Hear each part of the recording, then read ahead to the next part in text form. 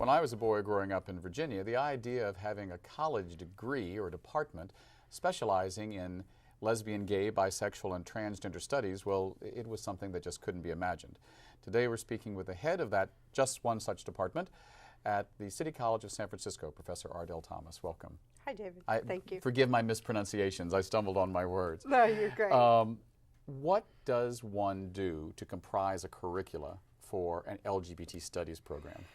Well, that's a great question. And I'm very fortunate because when I got the job at City College and stepped in and became the chair, we already had the major bones of the curriculum. I've actually just recently, I'm in the middle of attempting to get a major through. It has passed at City College and we're reworking parts of it for Sacramento.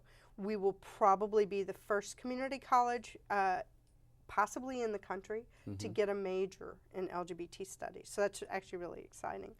But the backbone of it is, you have to have an intro. It's like women's studies or ethnic studies. So the intro to LGBT studies, that's the kind of course that lays out, all of the historic issues, the theoretical issues of why is it important to study the field, etc.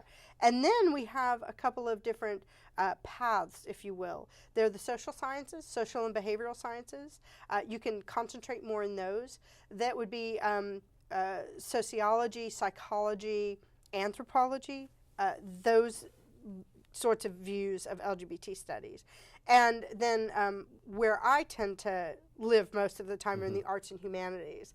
So, for instance, this fall I'm teaching a global LGBT studies course where we're looking at, various countries and the ways that, their art and culture that is LGBT, how is it similar to, say, Western versions of LGBT art, what do we mean by that, etc.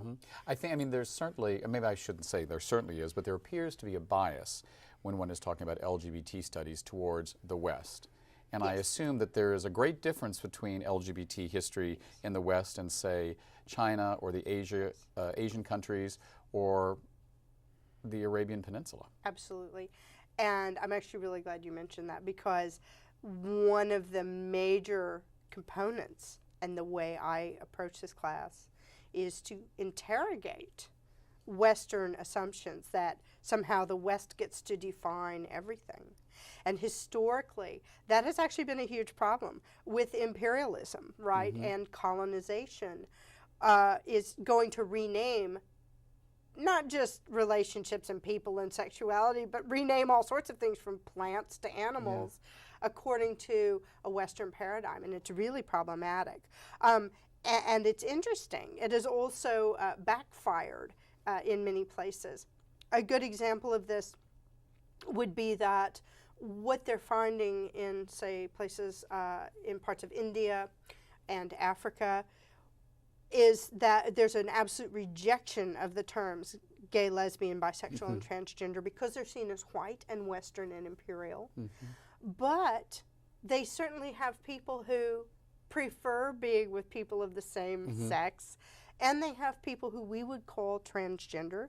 The Hijras in India are a terrific example, or people who are called Muxes in Mexico, for instance. What they have found is when they go back to ancient mythology and ancient ideas pre-colonization, though, that there is room for all of these genders and sexualities. Right. So that's kind of where they're going back to reclaim and look at stuff.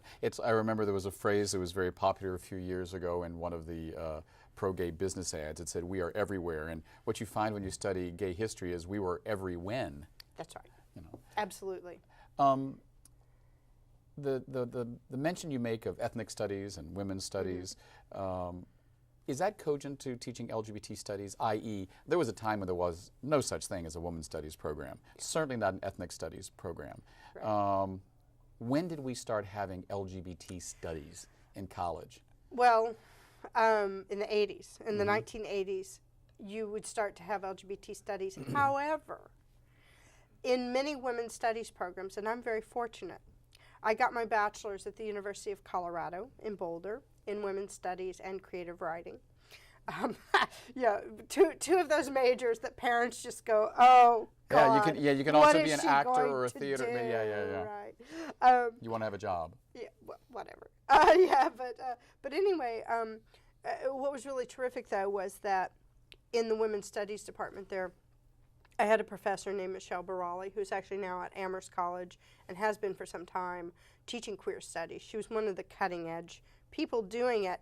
And, you know, she had to name her courses weird coded things. So women identified women writers. That was lesbian lit, by the way.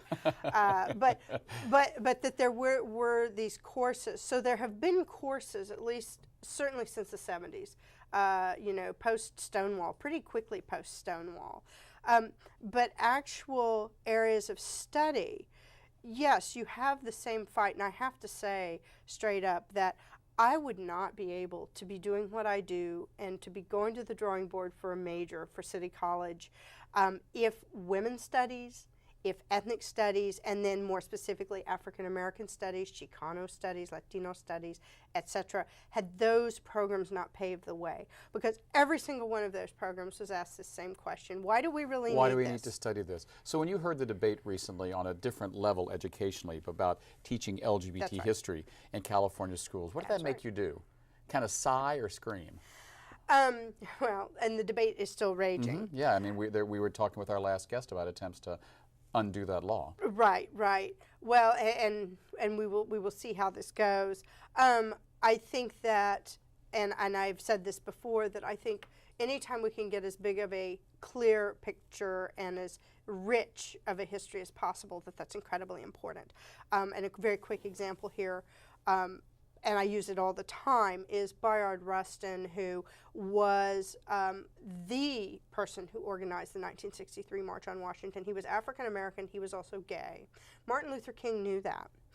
Martin Luther King still embraced him as a friend, but his being outed by the conservative white Southern groups really caused the civil rights movement and the people running it to go back and say, oh, you know, should we use this person? And basically, I mean, this is a great example also of what we call gay baiting. You know, that, oh, if you call out somebody, if they're gay, then to get you to quit advocating for whatever. To use our own identity as a way to beat us up. Absolutely. Yeah. We've been speaking with Professor Ardel Thomas of the LGBT Studies Department at City College of California. Hope she'll come back again and tell us some more about our history.